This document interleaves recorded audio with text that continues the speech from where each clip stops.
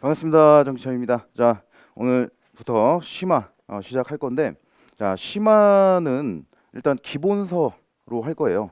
기본서로 우리가 기존에 했던 것들 정리를 할 텐데, 일단 기존에 이제 기본 이론과 뭐가 다르냐면, 기본 이론에서는 이제 뭐 하나하나 이제 개념 설명하고 이랬다면, 이제는 그냥 연결하면서 이쪽 저쪽에 있는 것, 이제 1부터 10까지는 알았잖아요. 그죠? 이제 1부터 10까지는 알았으니까 이제 덧셈, 뺄셈, 곱하기, 뭐 나눗셈 막 이런 거. 여기 있는 거 저기 있는 개념 막 섞어 가면서 이게 이래서 이렇게 되는 거다. 이런 식의 이제 강의를 할 거예요. 그래서 좀 연결이 좀 될 거고. 자, 그리고 자, 심하다 보니까 앞에 있는 뭐 대륙법계가 어떻고 뭐 14세기가 어떻고 15세기가 어떻고 이건 솔직히 이제 시간 낭비예요. 그죠? 그래서 바로 경찰 행정법 파트로 바로 들어가서 거기에서 앞에 있는 개념들까지 다 끌어다가 그렇게 이제 강의를 할 거고. 자, 특히 이제 사례 같은 것들 있잖아요.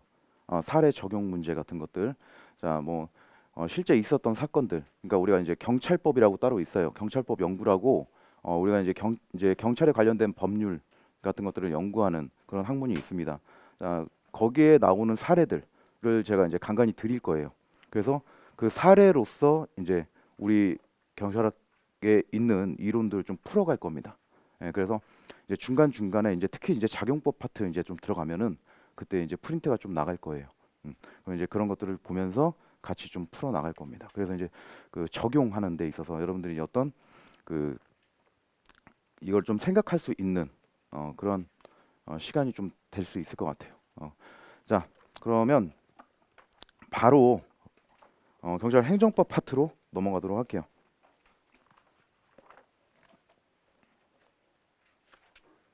자, 경찰 행정법 파트를 피시고 158페이지입니다. 158페이지고 그리고 자, 첫 번째 시간에는 경찰학 개관을 할 거예요. 개관. 자, 이걸 보신 분도 있고 안 보신 분도 있을 거예요. 그죠? 이거 봤어요? 이거? 처음 봐요? 자, 한 번도 안 드렸어요? 이거? 어, 이거 보신 분 있죠? 보신 분 못 봤어요, 이거? 그럴 리가요? 어, 자, 처음 봤군요. 네, 그러면 이게 전체적인 맥락이 이제 흐름이에요, 흐름. 이게 경찰학, 음, 네, 자, 경찰학 총론, 총론에 대한 전반적인 내용인데, 자, 이걸 보고 이제 여러분들이 좀 생각을 좀 하실 줄 아셔야죠. 여기에 뭐 어떤 게 있다라는 것. 아까 프린트 가져가니까 다 가져갔다며. 어, 자, 어, 어, 가져갔다며. 자, 됐습니다. 이제 다 가져갔죠? 예. 자, 이걸 한번 볼게요. 자, 첫 번째, 맨 우측 상단에 보시면 이제 경찰학이라고 나와 있죠. 자, 이제 경찰학은 응용 학문입니다. 응용 학문. 그래서 이게 독자적인 학문으로서 이렇게 인정받은 게 얼마 되지 않았어요. 자, 그래서 그 내용을 보시면 자, 방법론과 이론 체계. 자, 이렇게 나와 있죠. 자, 경찰학의 방법론과 이론 체계. 음,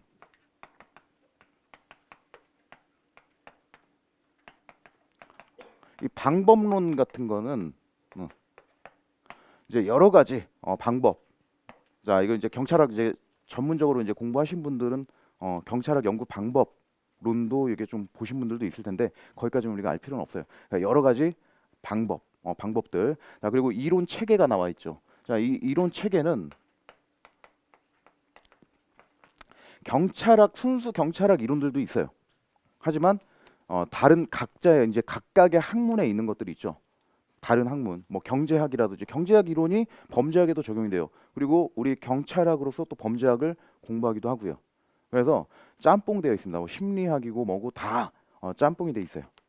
자, 그래서 각각의 학문들에 있는 이런 이론 체계, 자, 이런 것들로서 자, 뭐가 나와 있어요? 공공의 질서 유지, 공공의 질서 유지라든지 아니면 경찰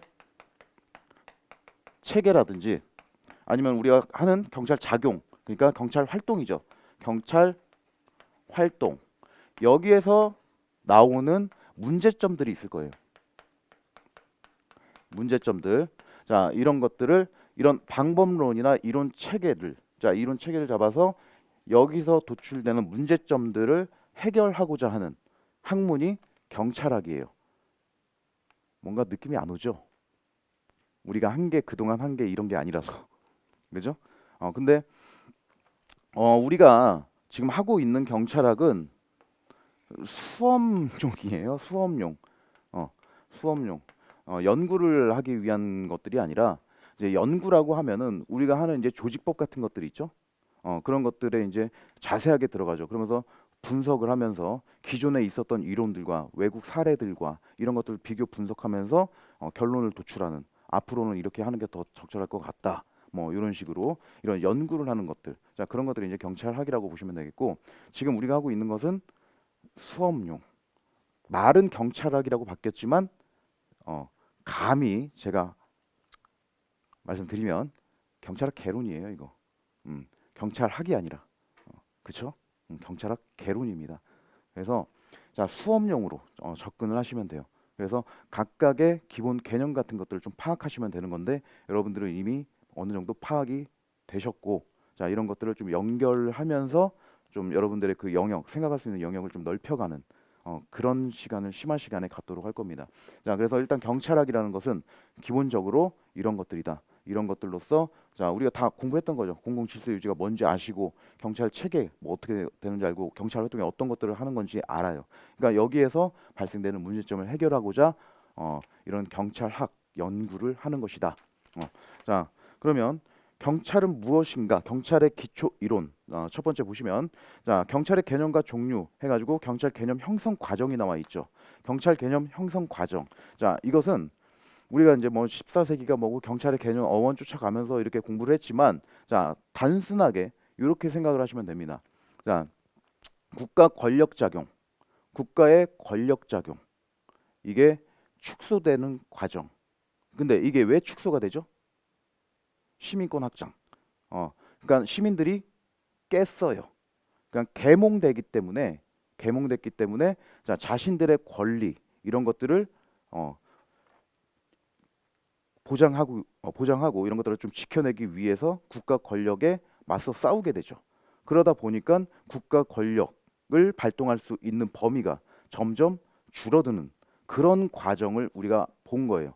그런 줄어들어가는 이런 과정들은 어때요? 다른 어떤 사회 발전이라든지 그러니까 농경 사회에서 산업 사회로 발달한다라든지 아니면은 종교의 뭐 쇠퇴라든지 뭐 이런 것들의 영향을 받게 되죠. 국가 권력의 축소 과정은 그런 것들의 영향을 받게 되면서 국가 권력이 축소가 되는 거예요. 그러면서 지금의 우리가 알고 있는 이 보안 경찰까지 오게 되는 거예요. 자, 그래서 경찰 개념 형성 과정은 자, 우리가 뭐 고대부터 뭐 2차 세계대전 이후까지 이렇게 해가지고 봤던 것 기억이 나실 겁니다. 자, 그런 내용들이 경찰학의 기초 이론에 들어가 있고 자, 그다음에 자, 종류로서 또 경찰에 대해서 우리가 공부를 했었습니다. 그래서 첫 번째로 형식적 의미의 경찰과 자, 실질적 의미의 경찰. 자, 요거를 공부를 했었는데 자, 실질적 의미의 경찰이 먼저일까요? 형식적 의미의 경찰이 먼저일까요? 닭이 먼저냐? 달걀이 먼저냐? 뭐가 먼저일까요? 실질적이 먼저죠. 자, 실질적 의미의 경찰이 먼저예요. 자, 그럼 경찰이라는 게 언제부터 있었을까요? 이건 답을 못 하겠죠. 의미가 다르니까. 그런 생각을 할 줄 아셔야 되는 거예요, 이제는. 자, 기존에 자, 경찰은요. 애초에 우리 인간이 존재할 때부터 있었던 겁니다. 경찰이라는 것은. 지금 우리가 정의해 놓은 작용을 한번 생각해 보세요. 우리 뭐 공공의 안녕과 질서를 유지하기 위해서 아니면은 뭐 생명, 신체, 뭐 재산 이런 것들을 지키기 위해서 했던 작용들, 했던 활동, 했던 행동 이런 것들이 다 경찰 작용으로 정의를 할 수 있어요. 원시 시대 때도 마찬가지. 다른 부족으로부터 우리 부족을 지키기 위해서 막 싸우고 지키고 이런 것들이 다 경찰 활동이었다는 거예요. 자, 그런 작용들, 자, 그런 것들을 이제 실질적 작용이라고 볼 수 있는 거죠. 그래서 자, 애초에 경찰은 원시 시대부터 있었다. 다만 지금처럼 이렇게 체계가 잡혀 있는 제도상, 법상의 경찰 개념은 존재하지 않았죠. 자, 그러면 이런 것들은 어떻게 생긴 거예요? 사회가 발달하면서 어떤 일이 사회가 구성이 되면서 사회 계약으로 인해서 사회 구성되고 국가 구성되고 그러면서 이 사회 내부의 질서를 유지하기 위해서 법적으로 제도적으로 만들어 놓은 것들 그런 것들이 형식적 의미의 경찰인 거죠. 어. 자, 그래서 자, 이 경찰이라는 것은 애초에 최초에 우리 인간이 존재할 때부터 경찰은 존재했었으나 지금처럼 이렇게 구체화된 제도화된 이런 경찰은 없었구나. 나중에 이런 사회가 발달하면서 이런 것들이 생겨났구나라고 생각을 하시면 되겠어요. 자, 그래서 자, 뭐 형식적 의미의 경찰, 형식적 의미의 경찰 해가지고 뭐 제도, 법 이렇게 써놨죠. 자, 그리고 그 밑에 보시면 실질적 의미 해가지고 이론적, 학문적. 자, 요거는 기존에 있었던 이런 국가 작용이라든지 이런 것들을 경찰의 성질을 학자들이 학문적으로 정의를 해 놓은 것이죠. 자, 그리고 경찰의 분류 요거 해가지고 우리 요번 시험에도 나왔던 건데 우리가 뭐 국가 경찰과 자치 경찰 뭐 권한과 책임 여부에 따라서 질과 내용에 따라서 뭐 질서 경찰, 봉사 경찰 뭐 이런 식으로 막 구분을 했던 거 기억나시죠? 그런 내용들도 있습니다. 자, 그래서 경찰학의 기초 이론에서 첫 번째는 경찰이 무엇인가에 대해서 이렇게 공부를 하고자 했었고, 자, 두 번째, 자, 임무 수행을 위한 수단과 발동 범위는 어디까지인가 이렇게 해가지고 자, 법률상의 임무와 뭐 기본적 임무 자 이렇게 공부를 했었어요. 자, 그래서 국가경찰 임무, 자치경찰 임무, 아가가 실기학교 침공 이거 자치사무고 나머지는 이제 우리 그 경찰법 그러니까 약칭 경찰법 3조에 나와 있는 그 임무 중에서 아가 실기학교 침공 그거 빼버리면 그게 이제 국가경찰 사무가 되는 거죠. 자, 그다음에 자, 기본적 임무로서 자, 위험 방지 그리고 범죄 수사 서비스 활동이 있었다. 자, 근데 여기서 이제 위험 방지 자, 이거는 우리 사회 공공의 안녕과 질서에 대한 위험 방지라고 해가지고 자, 안녕의 개념, 질서의 개념, 위험의 개념 자, 이런 것들을 우리가 여기서 공부를 했었습니다. 자, 뭐 말로 간단히 해보면 자, 안녕의 요소에는 세 가지가 있었고 가장 첫 번째 요소로서 뭐가 있었죠? 뭐에 대한 불가침? 질서의 불가침. 자, 법 질서의 불가침이 있었죠. 자, 이게 제 첫 번째 요소였습니다. 자, 두 번째가 국가의 두 가지 있었죠. 국가의 존립, 기능에 대한 불가침이 있었고, 자, 세 번째로 개인의 권리, 뭐 이런 것들을 보장하기 위해서 우리 경찰 활동을 해야 된다라는 그런 요소들. 그러니까 거기에 대한 불가침, 권익에 대한 불가침, 우리 국민의 권익에 대한 불가침. 자, 그런 상태, 그러니까 불가침인 상태, 그런 상태를 우리가 안녕이라고 표현을 한다고 했어요. 자, 그리고 질서가 있었는데 질서는 자, 성문법이 아니라 뭐였죠? 불문법, 불문법원의 총체이다. 자, 그리고 이거는 사회가 변함에 따라 발전함에 따라 또 변할 수도 있는 것이고 과거, 지금 현재가 이제 다르잖아요. 질서의 개념이. 자, 그래서 상대적이고 죄송합니다. 상대적이고 자, 유동적이다. 자, 그리고 경찰 개입의 어떤 근거로서 사용될 수 있기 때문에 엄격한 합헌성이 요구받고 그리고 제한적인 사용이 요구된다. 자, 그리고 이런 질서 사용 가능 분야, 그러니까 이 질서라는 개념, 자, 이런 것들이 다 전면 법 규범화되고 있기 때문에 자, 질서 사용 가능 분야는 점점 축소되고 있다. 자, 그래서 자, 일단 우리가 그 안녕의 요소에서 뭐 법질서의 불가침성 이렇게 나오는 자, 거기에서는 다 이제 성문법 규범들을 얘기를 하는 것이고 질서는 불문법 규범들을 얘기하는 것들이죠. 자, 그리고 자, 질서 까지 우리가 했고 그다음에 이제 위험 같은 경우에는 크게 두 가지로 구분을 할 수 있었어요. 그죠? 위험의 현실성 여부. 그러니까 위험이 실제로 존재하느냐 아니냐에 따라서 실제로 존재한다. 그러면 이거를 구체적 위험 아니면 이런 위험이 실제로 발생할 수 있는 가능성이 있는 경우 그러니까 구체적 위험의 예상 가능성이 있다면 자, 이것을 우리가 추상적 위험이라고 한다고 했죠. 자, 그다음에 또 한 가지는 그러니까 여러분들이 직무를 집행하면서 여러분들이 자, 인식을 어떻게 했느냐에 따라서 그 상황을 외관적 위험과 오상 위험 그리고 자 위험 혐의 이렇게 구분을 한다고 했어요. 그래서 요거는 뭐 설명 필요 없죠. 그냥 얘만 딱 생각을 하면 되는 것이고 자 외관적 위험은 무슨 할배? 보청기 할배. 자 그리고 오상 위험은 추정적 위험이라고도 한다고 했습니다. 자 그래서 여기에서는 어떤 예를 생각하면 되죠? 영화 촬영인데 어떤 영화 촬영? 옥상은 아니에요. 음. 옥상에서 만약에 촬영을 한다? 그거는 외관적 위험이라고 볼 수 있어요. 아무도 모른다라는 전제하에 이 촬영을 하고 있다라는 것을 모른다는 전제하에 옥상에서 촬영한다라는 거예요. 그런데 밑에서 촬영하는 거, 촬영 장비 다 있고 누구나 조그만 주의를 기울여서 본다면 영화 촬영을 하고 있는 상황이구나라는 것을 알 수 있는 상태. 자 그런 상태에서 오인해 가지고 뭐 사살을 해버렸다. 자 이런 경우에는 이거를 오상 위험 또는 추정적 위험이라고 하는 거죠. 자 그리고 위험 혐의라는 것은 이거는 우리가 경찰 개입, 그러니까 조사를 위한 경찰 개입이 정당화되는 자 그런 상황을 얘기하는 건데 자 거짓 신고 같은 것도 있죠. 폭발물 신고. 자 이런 것들이 자 스스로 그 경찰관 신고를 받은 경찰관 스스로가 이게 불확실한 경우를 알고 있는 상태예요.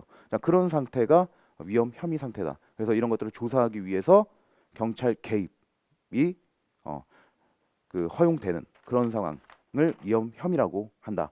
자, 그다음에 뭐 범죄 수사는 우리가 이제 잘 다루지를 않죠. 지금 우리가 경찰학에서 다루는 부분이 다 행정 영역이라고 생각을 하시면 돼요. 자, 행정 영역을 우리가 공부하고 있는 겁니다. 자, 수사, 뭐 사법경찰 영역, 자 이런 것들은 뭐 종욱쌤이나 아니면 기주쌤이나 자 이런 선생님들하고 같이 하는 부분들, 자 그런 부분들이 수사 쪽에 들어가는 거고, 그다음에 자, 서비스 요것도 뭐 별거 없죠. 비권력적인 수단 같은 것들을 사용해서 하는 것들, 자 봉사 차원에서 하는 것들.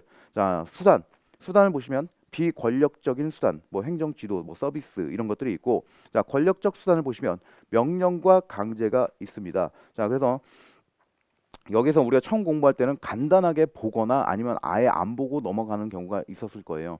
자, 그래서 이 명령 강제라는 것을 우리가 이제 세 번째 파트인 경찰 행정법, 특히 그 경찰 작용법 파트에서 행정 행위 그리고 의무이행 확보 수단에서 명령 강제의 내용을 보고 있었습니다. 그죠?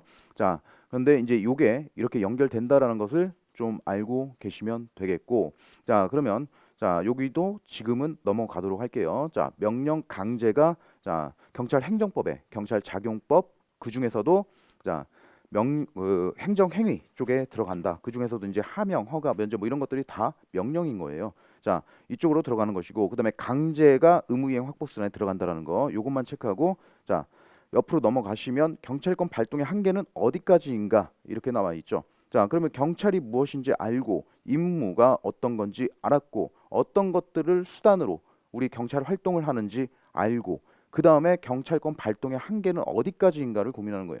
자, 그래서 경찰권과 관할 해가지고 경찰권은 우리 시험에서 아주 극히 일부, 그러니까 뭐 한두 번 정도 나왔어요.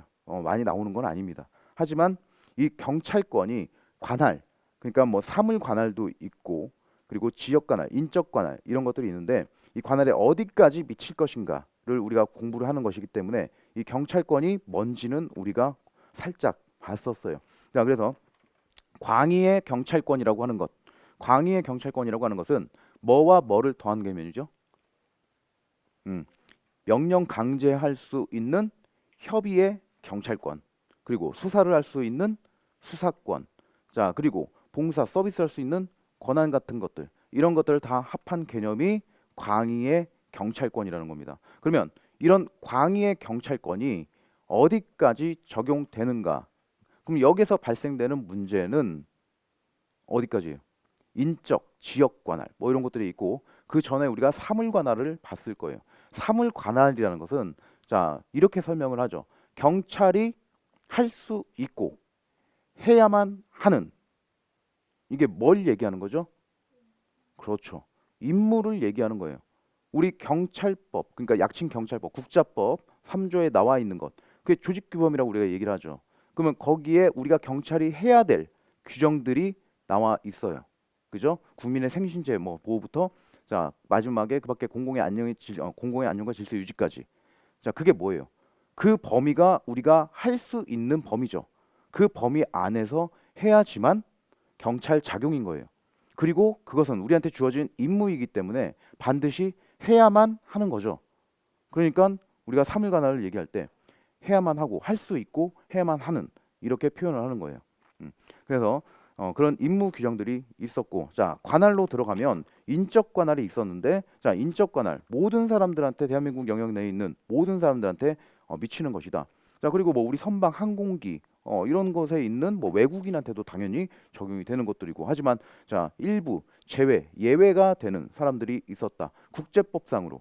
그리고 국내법상으로 예외가 되는 사람들이 있었고, 뭐 외교 사절이라든지 뭐 아니면 주한 미군이라든지, 자, 이런 부분에 대해서는 뭐 약간 예외적인 부분이 있는 것이고, 국내법적으로는 또 뭐 대통령이라든지 국회의원이라든지 뭐 이런 쪽에서도 또 국내법적으로는 예외가 있었고, 자, 그러면 이제 지역 관할로 넘어가면 국회라든지 법원이라든지, 자, 그리고 미군령 내라든지 이런 곳에서 문제가 되는 부분들이 있었어요. 자, 국회 같은 경우에는 뭐 우리가 거기 가가지고 뭐 내 우리는 그 회의장 밖에서 이렇게 뭐 질서 유지를 한다. 뭐 이런 것들은 뭐 기본적인 내용들이고, 뭐 국회 아니냐 아니면 회의장 아니냐. 자, 요것도 국회 아니라면 우리가 선 조치 후 지시 뭐 이렇게 기억을 하기로 했고, 자, 그리고 국회 안에 있는 현행 범인이라면 그럴 때는 거기는 장소적으로 굉장히 의미가 있는 장소라고 했죠. 자, 우리 국민을 대신해서 거기서 한 표 한 표를 행사를 해서 입법을 하는, 자, 그런 권한을 행사하는 그런 장소란 말이에요. 자, 그런 곳에서 우리가 경찰권을 함부로 사용해서 그런 권한 행사하는 것을 제한할 수는 없는 것이죠. 그래서 거기서는 의장의 지시를 받도록 되어 있는 거예요. 그래서 의장이 자, 이거 그 표결권 자, 이거 행사한 다음에 체포하세요. 이렇게 하면은 그 국회의원이 표결권 다 행사하고 나서 체포하면 되는 거예요. 자, 그래서 장소적으로 굉장히 의미가 있는 곳이다. 그래서 이렇게 경찰권이 좀 제한이 되는 부분이 있다라고 생각을 하시면 되는 겁니다. 자, 그다음에 뭐 법원 같은 경우에도 마찬가지고 개정 전후를 불문하고 재판장의 지위를 받는다라는 것, 뭐 이런 내용들이 있었고, 자, 그리고 미군령내 같은 경우에 자, 그리고 외교 사절의 뭐 공간이라든지 뭐 이런 것들도 다 문제가 없었어요. 근데 그 외교 사절의 공간이라든지 뭐 사저라든지 교통수단, 자, 이런 것들은 국제법상 불가침의 특권을 향유하는 그런 것이죠. 근데 자, 거기에 만약에 전염병이라든지 화재로서 우리가 경찰권을 행사하려고 이제 그 들어갈 때 그 구조를 하기 위해서 이제 들어간다. 자, 이런 것들은 국제 관례상이다. 이런 것들이 이제 좀 출제 포인트가 될 것이고, 거기서 이제 또 특히 문제가 되는 것들은 없죠. 자, 이제 미군 영내 같은 경우에 자, 우리가 거기에서 경찰권을 행사할 수 있느냐 없느냐. 원칙적으로는 미군 당국이 거기서 행사를 하는 것이지만, 자, 미군 당국이 동의한 경우와, 자, 그리고 우리가 중대한 범죄를 저지르고 도주를 하고 있는 그런 현행 범인을 추적하는 경우, 자, 이런 경우에는 우리도 그 안에서 체포를 행할 수 있다. 그것을 미군 당국이 막을 수 있는 것은 아니다라고 합의 의사록에 규정이 되어 있었죠. 자, 그런 내용들. 자, 그래서 우리가 관할을 그렇게 공부를 했었습니다. 자, 그러면 다시 계속 반복할 거예요. 경찰은 무엇인가 알았다면 임무와 수단, 발동 범위는 어디까지인가 이걸 보고, 그다음에 발동의 한계, 그러니까 어떤 관할까지 이제 우리가 알게 됐어요. 자, 그러면 이런 명령 강제라는 권력적 수단을 사용하는 경찰 조직이 자, 당연히 국민의 인권 침해 요소가 높은 그런 작용을 할 수 있는 상황들이 굉장히 많겠죠. 자, 그렇기 때문에 경찰 개개인이 갖는 그런 윤리적인 것들, 자, 그런 것들을 우리가 또 공부를 하게 됩니다. 그래서 이거를 우리가 뭐 철학해 가지고 이제 공부를 하는데, 자, 경찰의 기본 이념이라든지 우리가 지향해 나가야 할 그런 부분들이라든지 윤리, 부패, 자, 그리고 경찰 활동의 기준 같은 것들을 자, 여기서 철학에서 공부를 하게 됩니다. 자, 그래서 경찰의 기본 이념 같은 경우에는 민법익 경정 이렇게 해가지고 간단하게 끝내버리면 되고, 자, 윤리 파트에서는 뭐 셔먼의 미끄러지기 쉬운 경사로 이론이라든지 뭐 이런 것들을 우리가 공부했었고, 자, 작은 호의 금지론이냐 반대론이냐 이런 것들을 구분하는 것들을 공부를 했었습니다. 자, 그다음에 경찰 부패. 자, 부패에서는 구조 원인 가설도 있었고, 그리고 개인 경찰 조직의 부패를 개인적 원인으로 보고 있는 썩은 사과 가설도 우리가 봤었고, 자 그리고 시민사회의 부패가 경찰을 물들게 했다, 경찰을 부패시켰다라고 하는 전체 사회 가설도 봤었습니다. 자 그다음에 뭐 경찰 활동의 기준, 여기서는 우리가 사회계약서를 공부했었죠. 사회계약서를 간단하게 그냥 봤어요. 읽어만 봤죠. 홉스, 로크, 루소가 말한 자연 상태와, 자 그리고 이들의 말한 사회계약이라는 것, 이런 것들의 또 특징까지 간단하게 봤었습니다. 자 그러면 이 사회계약을 한 이유가 있을 것이고, 자 그러면 이유가, 우리는 경찰학을 공부하는 거니까 가장 큰 이유라는 것은 질서 유지라든지, 그것보다는 더 큰 게 우리의 안전을 지키기 위한 것, 그게 치안 활동이죠. 그게 치안 활동이에요. 자 그럼 우리 경찰로서 생각을 해본다면, 자 치안 활동은 이 사회 계약으로부터 도출된다. 그러니까 이 사회 계약을 함으로써, 자 국가가 국민의 안전을 지켜야 되고, 그 기능으로서 우리 경찰이, 국가의 기능으로서 경찰이 존재를 하는 것이고, 그러면 그 기능은, 자 이런 사회 계약 취지에 맞는 경찰 활동을 해야 된다. 자 그래서 이런 치안 서비스가 필요한 누구나, 모든 사람들 누구나 공정하게 이런 서비스에 접근할 수 있어야 된다라고 해가지고 공정한 접근을 우리가 공부를 했었고요. 자 그다음에 믿고 맡겼으면 니네들이 자신의 힘으로써 이걸 해결하려고 하지 마라. 이게 자력 구제 금지. 이거는 어디에서 도출되는 거죠? 신뢰, 공공의 신뢰, 신뢰에서 나오는 것들입니다. 자 그리고 엄중한, 엄격한 이런 법 집행, 국민들은 우리가 법을 잘 집행할 것이라고 믿고 있기 때문에 뭐 도주를 한다라든지, 뭐 잡는 척하다 놔준다라든지, 자 이런 것들은 안 된다라는 거죠. 자 그리고 우리가 경찰 권력, 경찰권을 사용하는 데 있어서 수단을 여러 가지 수단이 있다면, 그 중에서 국민들한테 최소 침해가 가는, 자 그런 최소 물리력을 사용할 것이라고 국민들은 믿고 있다.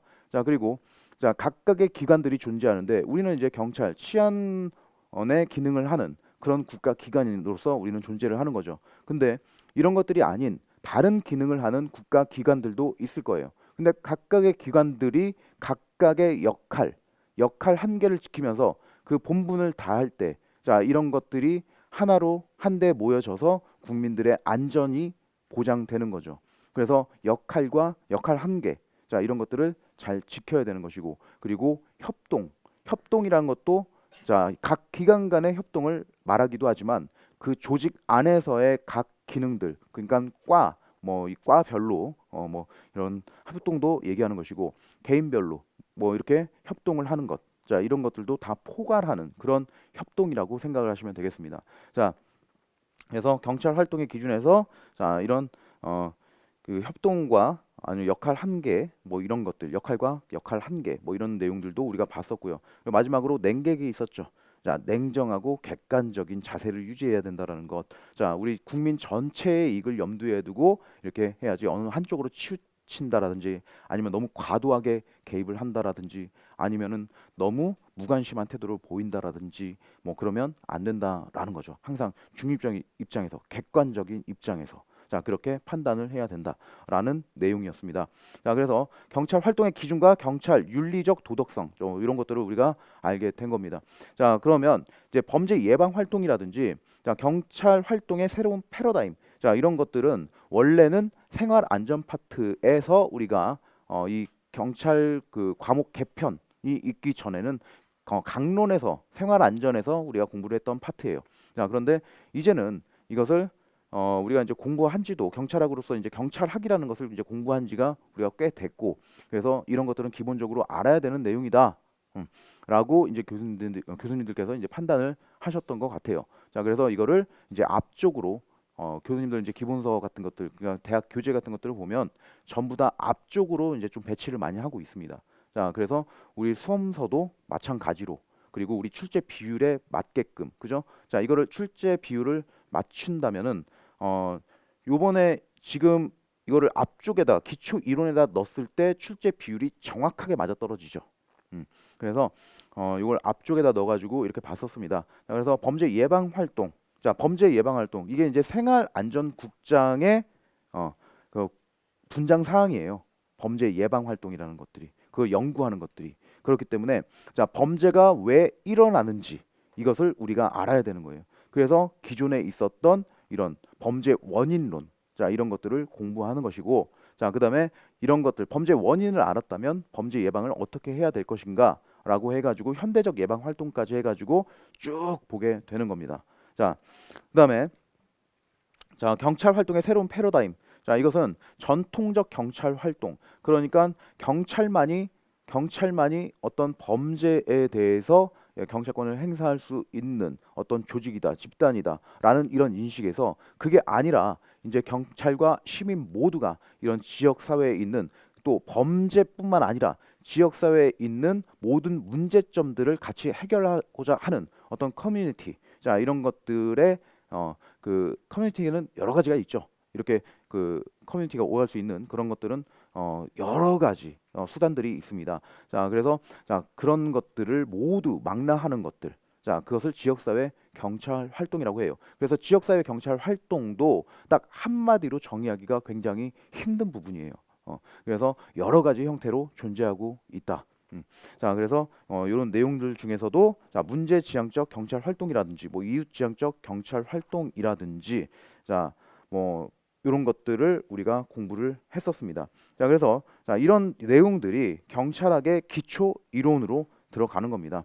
자, 그다음에 자, 경찰 제도론을 보시면 한국 경찰의 역사와 제도, 자, 이것을 우리가 고대부터 뭐 현대에 이르기까지 우리가 역사적으로 싹 살펴보고 그 다음에 외국 경찰의 역사와 제도도 간략하게나마 보고 있습니다. 자, 그리고 경찰 제도 모델, 자, 이것도 분류를 해서 뭐 집중형이라든지 절충형이라든지 분산형이라든지 뭐 이런 것들을 공부하는 거죠. 자, 그 다음에 그러면 이런 것들은 왜 경찰 제도론을 왜 보는 것이냐? 자, 한국 경찰의 제도적 발전 방향을 모색하기 위해서. 그래서 이걸 보는 거예요. 그래서 이걸 본 다음에 자, 우리 경찰 조직을 보게 되는 거죠. 우리 경찰 조직은 이렇게 돼 있다. 그러면 이런 것들을 비교해 가면서 우리의 문제점이라든지 개선해야 될 방향이라든지 자, 이런 것들을 공부하게 되는 거예요. 자, 그러면 경찰 행정학으로 넘어가면 경찰 관리, 기획, 정책 결정이라든지 조직 관리, 예산 관리, 장비, 인사 관리. 자, 이런 것들이 들어갑니다. 자, 그러면 이런 것들은 왜 공부하는 걸까요? 이런 것들을 공부하고 이런 지식들을 갖추고 있어야 우리 경찰이 달성하고자 하는 목표, 그 목표를 달성할 수가 있겠죠. 예산 잘 써서 우리 조직 관리 잘해서 사기 관리 같은 거 잘해서 보안도 잘 관리하고 그래서 우리 경찰 목표를 달성하기 위한 거예요. 자, 그래서 자, 우리 경찰 제도적 발전 방향을 모색하고 자, 경찰 조직의 목표 달성을 위해서 경찰 제도론과 경찰 행정학을 공부하게 되는 겁니다.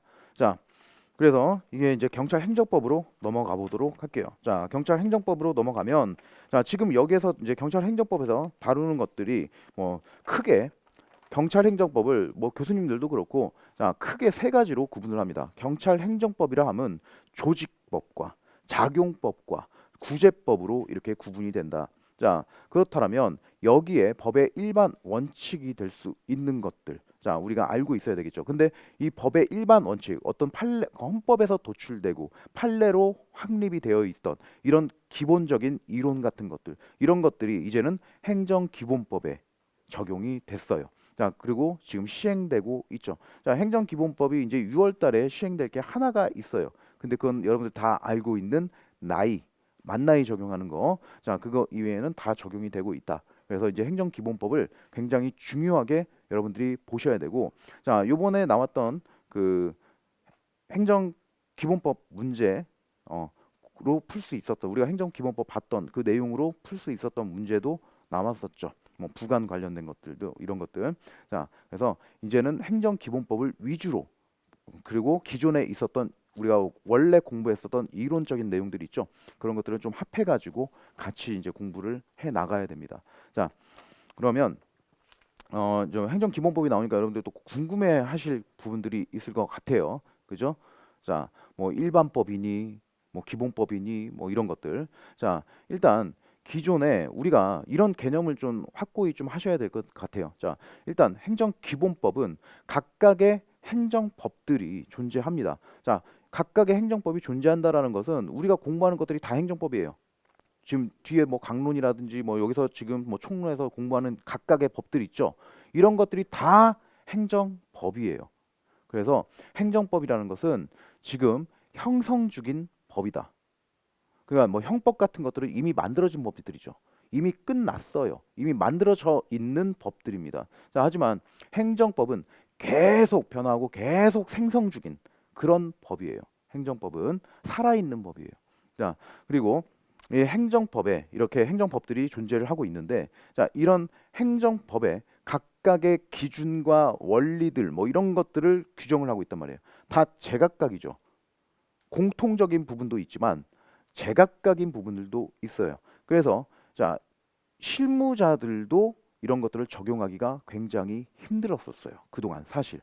그죠? 근데 이런 것들을 국민들이 이해하는 것은 더 어렵죠.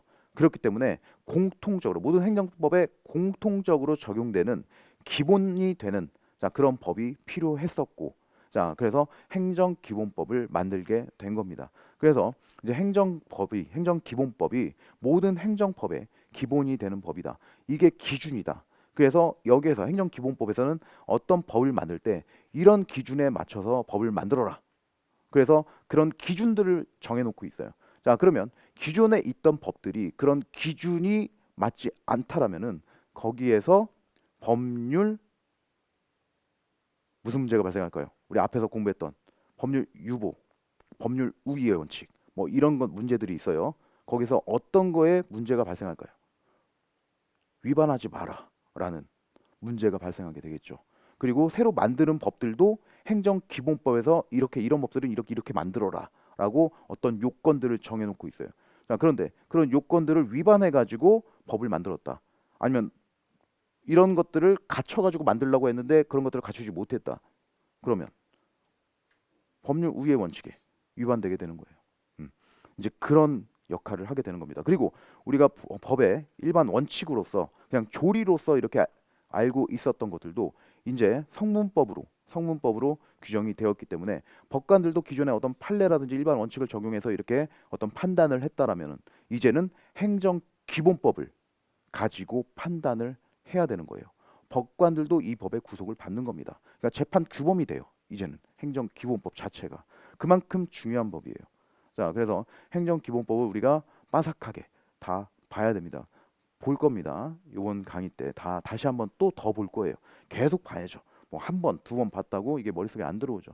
그래서 똑같이 계속 또 볼 겁니다. 자, 그래서 자, 경찰 행정법에서 법치 행정이라고 해가지고 자, 법률의 법규 창조력이라든지 법률 우위의 원칙, 법률 유보의 원칙 이런 내용들을 우리가 봤었고, 그리고 기본적으로 법원 해가지고 법이 어떻게 존재하는가라고 해서 불문법원과 성문법원 자, 이런 것들을 우리가 공부를 했었습니다. 자, 특히 성문법원에서 헌법 법률 자, 이쪽 부분 뭐 조약 및 국제 법규는 뭐 문제가 출제돼도 우리한테 그렇게 어려운 부분은 아니에요. 그렇죠? 자, 하지만 자, 이 명령이라는 부분. 자, 명령이라는 부분.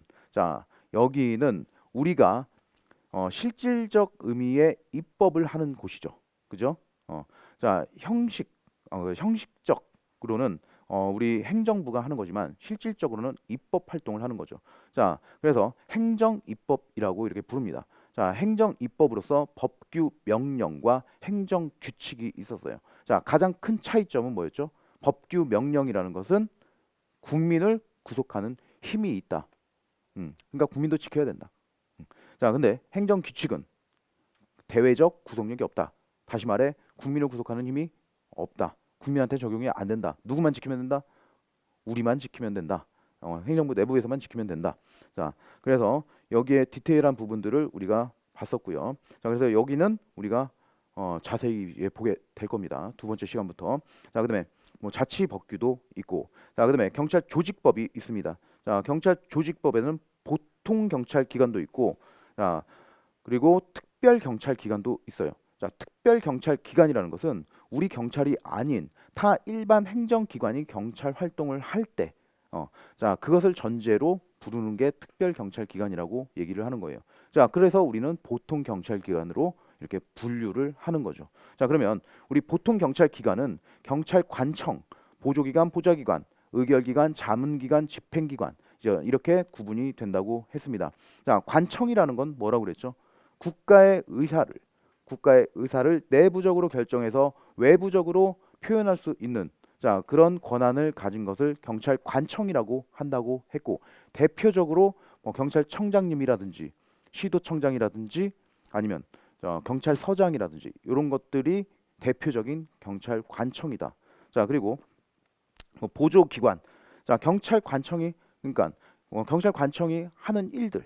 자, 이런 것들을 보조하기 위해서 존재하고 보좌하기 위해서 존재하는 것들을 보조기관, 보좌기관이라고 해요. 그래서 보조기관 같은 경우에는 경찰청 같은 경우에는 각 국들 뭐 차장, 뭐 국장, 뭐 과장 이런 사람들을 생각하면 됩니다.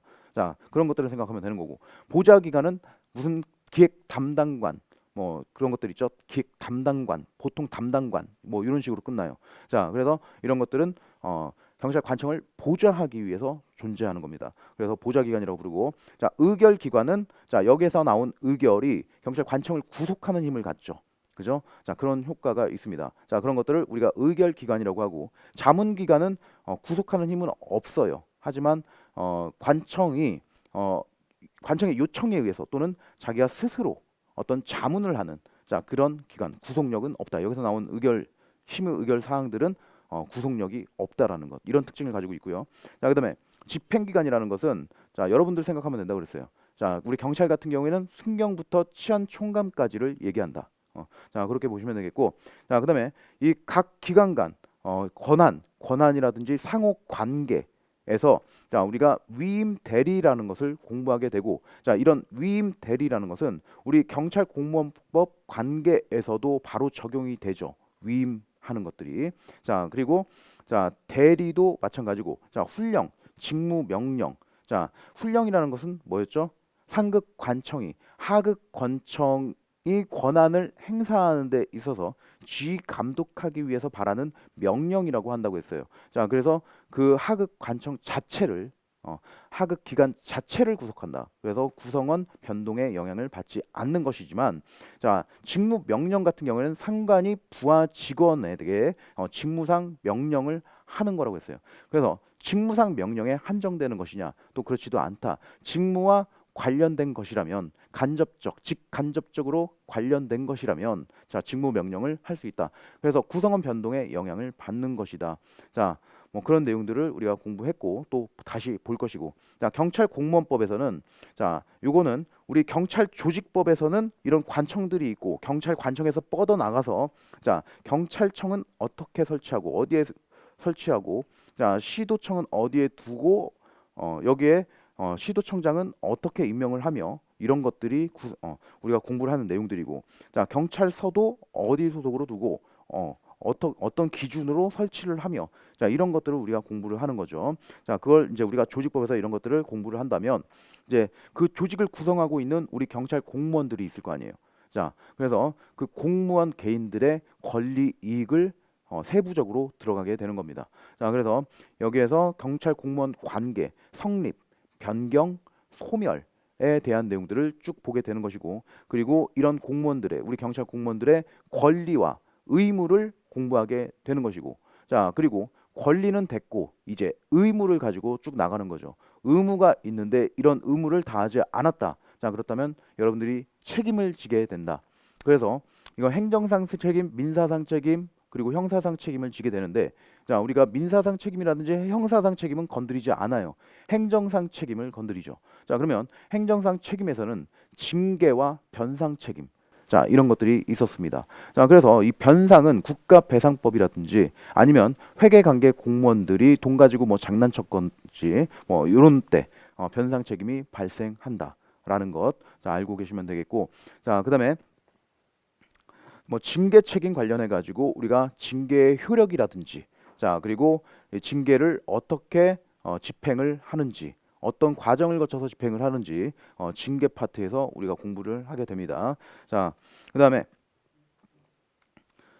경찰 공무원의 권리 보호에서 이제 여러분들이 뭐 징계를 먹거나 그랬을 때 자, 억울할 수도 있잖아요. 그죠? 그럴 때 여러분들 권리 구제 아니면 또 여러분들이 근무 관계에 있어서 근무를 하는 데 있어서 여러분들의 개인적 고충 같은 것들이 있을 겁니다. 자, 그래서 권리 구제를 위해서 그러니까 고충을 해결하기 위해서는 고충심사위원회를 두고 있고 여러분들의 억울함 자, 이런 것들을 달래주기 위해서 자, 소청심사위원회 제도를 두고 있죠. 자, 그래서 우리가 여기도 우리가 공부를 하게 됩니다. 자, 그리고 여기선 깊게 다루지는 않지만 자, 소청심사위원회에서도 여러분들이 만족할 만한 그런 결과가 나오지 않는다라면은 쟁송 제도를 통해서 구제를 받을 수도 있는 거죠. 그래서 여기서는 깊게는 다루지 않고요. 자, 작용법으로 넘어갑니다. 자, 이런 조직들이 하는 작용들. 자, 그래서 행정행위. 자, 실무상은 처분이라는 단어를 사용을 하죠. 하지만 우리 강학상, 학문상은 처분이라는 용어를 사용하지 않고 이것을 행정행위라고 표현을 합니다. 자, 그래서 실무에서는 처분이라는 형태로서 여러 가지 단어로서 같은 성질임에도 불구하고 여러 가지 명칭으로 이렇게 사용되는 것들을 우리가 학문상으로 정립을 해놓은 거죠. 그래서 같은 류, 그러니까 같은 성질의 것들을 모아가지고 이런 것들은 하명이라고 하자. 이런 것들은 허가라고 하자. 이런 것들은 면제라고 하자. 이런 것들은 특허라고 하자. 기타 등등. 자, 같은 성질의 것들을 모아놓은 거예요. 그래서 이쪽 파트에서는 특히 허가라든지 특허 이런 것들을 개별적으로 이렇게 구별하는 것이 좀 곤란하기 때문에 자, 구별하려면 할 수 있습니다. 자, 그런데 그거를 이제 우리 학생들이 구별하기에는 조금 힘든 부분들이 있기 때문에 자, 이런 부분들을 문제로 출제를 하죠. 자, 그러면 이런 것들은 그 개별의 단어에다 초점을 맞추고 책을 그냥 읽어가는 것에 초점을 두는 게 아니라 얘네들의 성질이 무엇이냐를 파악해야 되는 거죠. 그래서 성질을 고민해야 되는 거예요. 이게 도대체 어떤 성질이냐. 그걸 고민해야 그 성질을 파악하고 문제를 풀 수 있게 되는 거예요. 자, 그래서 그래서 법률적 행정행위, 자, 준법률적 행정행위 해가지고 이런 행정행위를 공부하면서 부관, 자, 주된 처분에 종된 의사표시, 자, 그래서 부관을 또 우리가 보게 되죠. 자, 그러면서 이 처분에 하자가 있을 때 이것을 하자 없는 다른 하나의 목적을 위해 일련의 절차라면 하나의 목적을 위한 일련의 절차라면 하자가 승계가 된다고 보고 자, 그래서 하자가 있다라면 이 승계 여부를 또 논의하게 되죠. 그래서 승계라는 부분을 우리가 공부하게 됩니다. 자, 그다음에 자, 의무 이행 확보 수단. 자, 이런 행정행위 중에서 명령적 행정행위에 하명이 있습니다. 이거는 우리가 행정청이 우월한 지위에서 행정객체인 국민들한테 명령하고 강제하는 뭐 그런 작용이라고 보시면 돼요. 그러니까 명령을 하는 것이라고 보면 돼요. 명령을 하는 것이라고 보면 됩니다. 자, 그런데 그럼 명령을 하면 그 행정객체는 그것을 해야 될, 이행해야 될, 하지 말아야 될 기타 등등의 의무가 생기게 되는데 자, 그런 의무를 이행하지 않을 때 그렇다면 이 사회 질서가 혼란해지겠죠. 자, 그렇다면 이런 사회 질서를 바로잡기 위해서 의무를 이행한 것과 같은 상태를 실현시켜야 됩니다. 그래서 우리가 사용하는 수단이 강제라는 수단이에요. 그러면 이런 강제는 일정한 시간적 간격을 두고 어떤 절차를 거쳐서 하는 강제 집행과 자, 이런 시간적 간격을 두고 명령을 해서 의무를 부과하고 의무를 이행하는 것을 기다릴 수 없는 그런 상황에서 우리가 할 수 있는 즉시 강제라는 게 있는 겁니다. 자, 그러면 거기에서 자, 집행으로 들어가면 거기서는 우리가 대집행이라든지 이행 강제금이라든지 아니면은 직접 강제라든지 강제 징수라든지 이런 것들에 대해서 공부를 하게 될 것이고 자, 그다음에 여기에서 일반법이 있냐 없냐를 또 논의하게 되죠.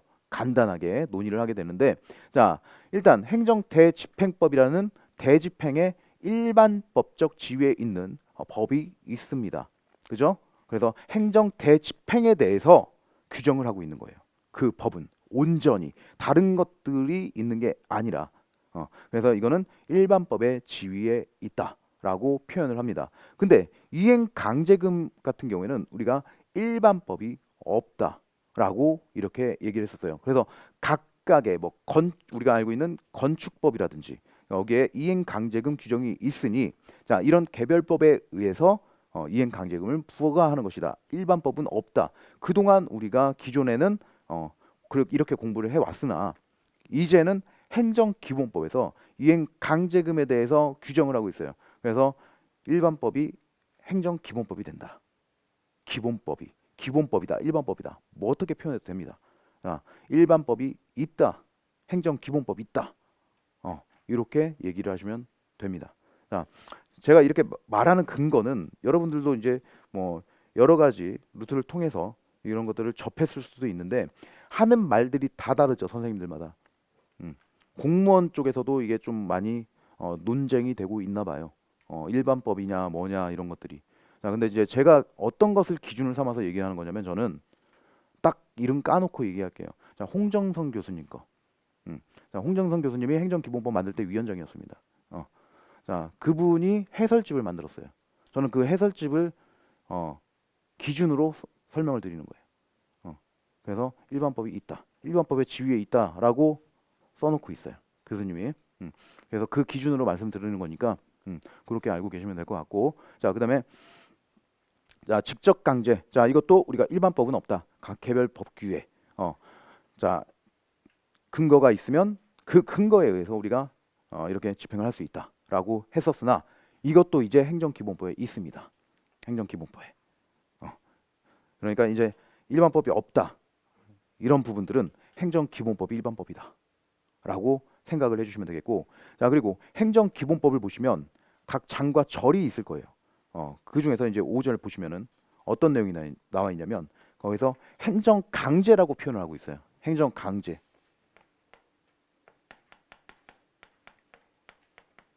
자, 행정강제라고 이렇게 표현을 해서 이렇게 뭐 우리가 강제 집행에 대한 내용들, 그러니까 대집행이라든지 이행 강제금이라든지 자, 그리고 뭐 직접 강제라든지 강제 징수라든지 그리고 여기다가 즉시 강제라든지 이렇게 묶어가지고 강제죠. 이게 다 강제죠. 하지만 이거를 강제 집행이냐 즉시 강제냐 이렇게 구분을 할 수 있지만 이게 다 행정 강제잖아요. 이렇게 행정 강제라고 해가지고 이렇게 묶어놓고 행정 강제의 일반법이다. 또 이렇게 표현을 하고 있어요. 그 해설서에서. 그래서 자, 이런 것들, 자, 이거는 다 행정기본법.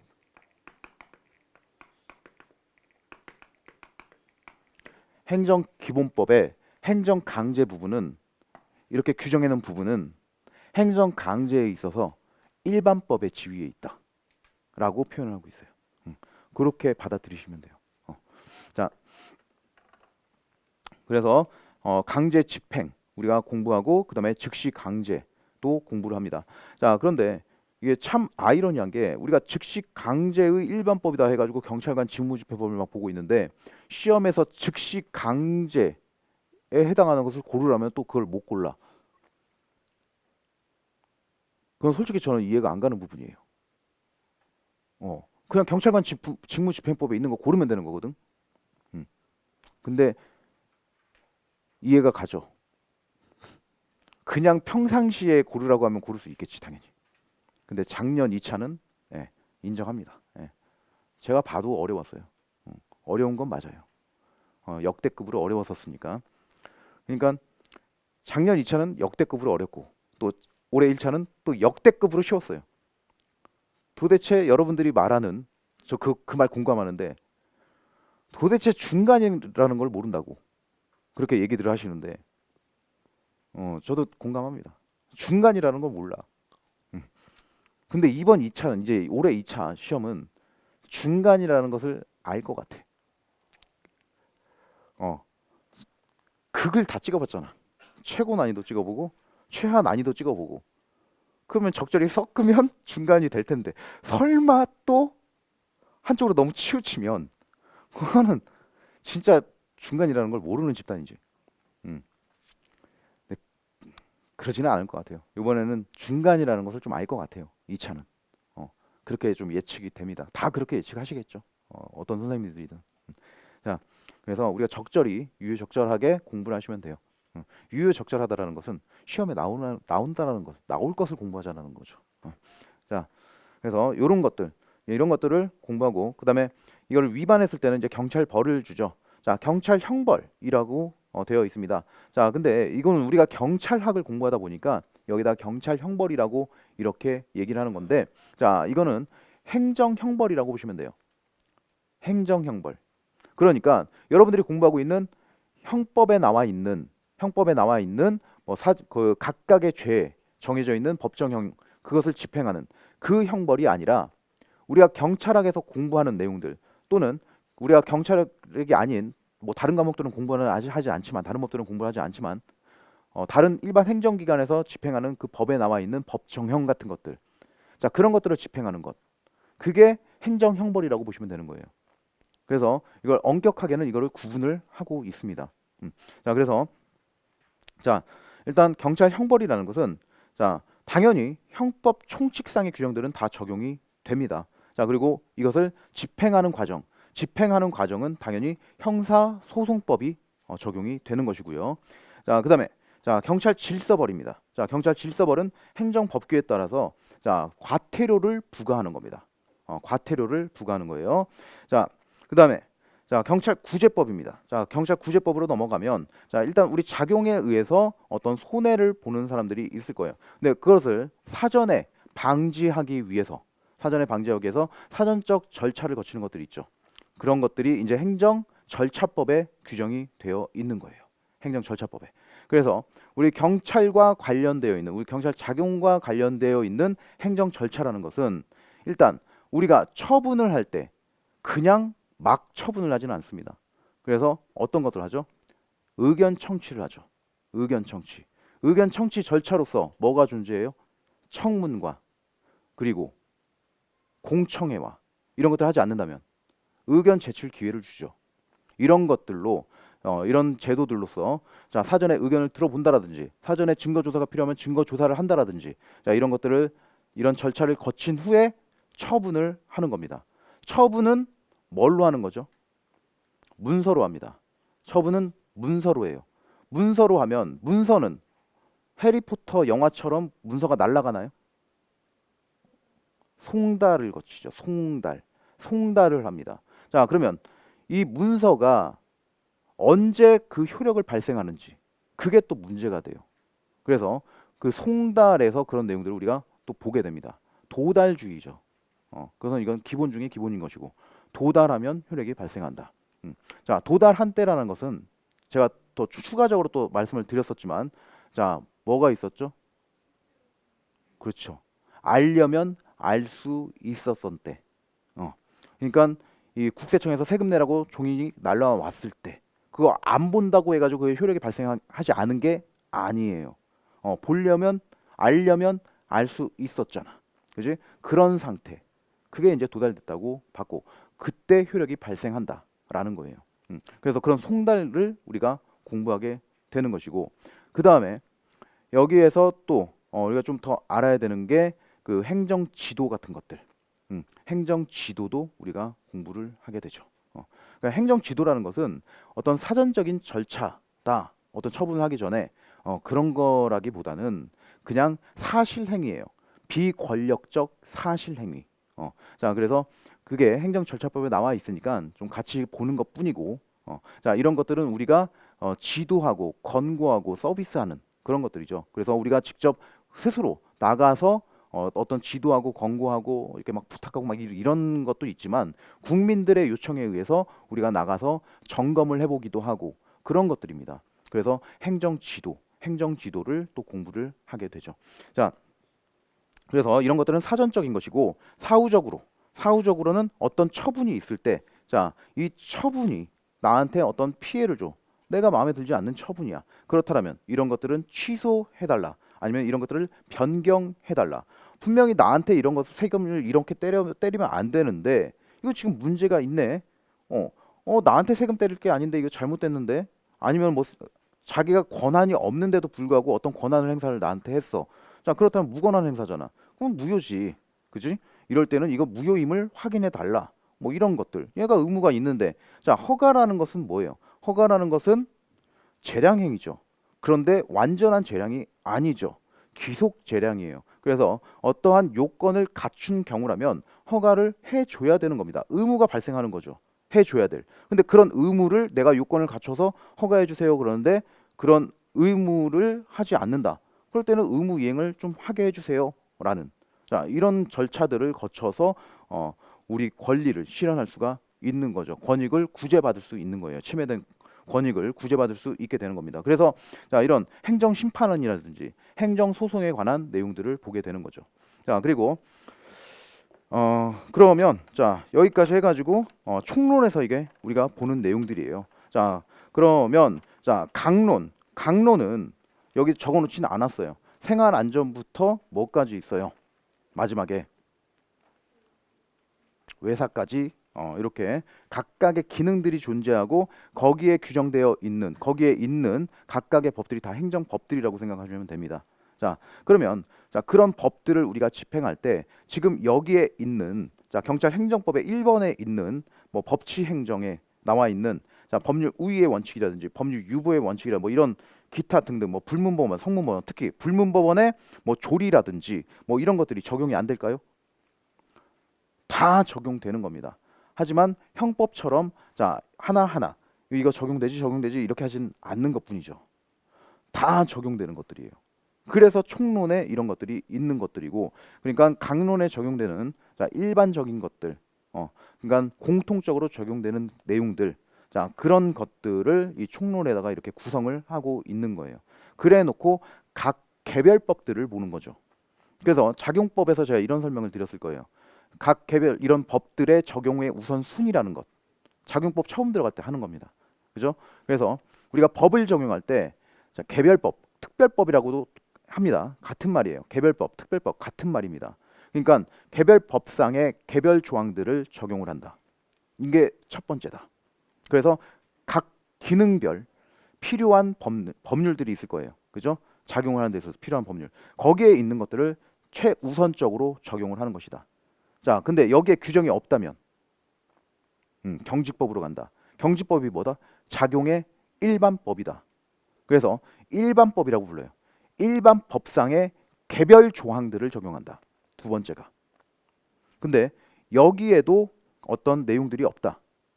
그렇다면 똑같아요. 경직법이에요. 일반법이죠. 일반 법상의 일반 조항을 적용한다. 그래서 학자마다 견해는 다른데 자, 우리가 일반적으로는 2조 7호를 그 조항으로 보고 있죠. 개괄적 습관 조항으로 보고 있죠. 그밖에 공공의 안녕과 질서 유지. 이렇게 들어가는 거예요. 그래서 여러분들이 각 기능별 작용을 할 때 거기에 있는 법들을 당연히 적용을 해야 되고 거기에 근거 법이 없다면 우리 앞에서 공부한 내용들을 적용해 가지고 순차적으로 법을 적용해 가지고 작용을 하시면 되는 겁니다. 자, 그래서 자, 경찰학이라는 것은 이게 뭐예요? 여러분들이 실제 경찰이 돼서 여러분들의 권리 의무와 관련된 것, 여러분들이 몸을 담아야 될 그 조직에 관련된 것들, 그 조직의 역사라든지, 그리고 여러분들이 되려고 하는 것이 도대체 뭔지, 임무는 뭐고 수단은 뭐고 관할은 어디까지인지 다 여러분들과 관련된 것들이에요. 전부 다. 특히 경찰 행정법에서 작용에 있어서도 우리 경찰 직무와 관련되어 있는 부분들이 나오는 거지 관련이 없는 부분들이 나오지는 않아요. 근데 관련 없는 부분이라고 생각할 수 있는 부분들은 이런 것들이에요. 법의 어떤 일반 원칙 같은 것들을 설명하기 위해서 판례들이 나와 있겠죠. 그러면 그런 판례들은 나올 수 있어요. 하지만 생뚱맞은 것들은 나오지 않아요. 다 웬만하면 우리랑 관련이 있는 판례들을 내겠죠. 판례를 내더라도. 자, 그래서 이런 우리가 별다른 거, 뭐 다른 것들을 공부하는 게 아니에요. 우리는 오로지 경찰과 관련되어 있는, 경찰 작용과 관련되어 있는, 조직과 관련되어 있는 이런 것들을 공부하게 되는 겁니다. 자, 그래서 이런 것들을 공부하시면서 이제 공부를 이제 두 번째 시간부터 이 내용들을 우리가 기본 이론 때 하던 식으로 보기는 볼 거예요. 당연히 반복해서 숙지를 해야 되죠. 그런데 다른 부분들과 연결을 좀 할 겁니다. 연결을 하면서 다른 부분에, 다른 파트에 있는 내용들을 자꾸 언급을 할 거예요. 그러면서 아, 이게 이렇게 연결이 되는구나 라고 이렇게 좀 이해를 하시면서 보시면 되겠습니다. 자, 그러면 우리 쉬었다가 이제 본론으로 들어가도록 할게요. 예. 공무원 합격! 에듀윌 합격 패스!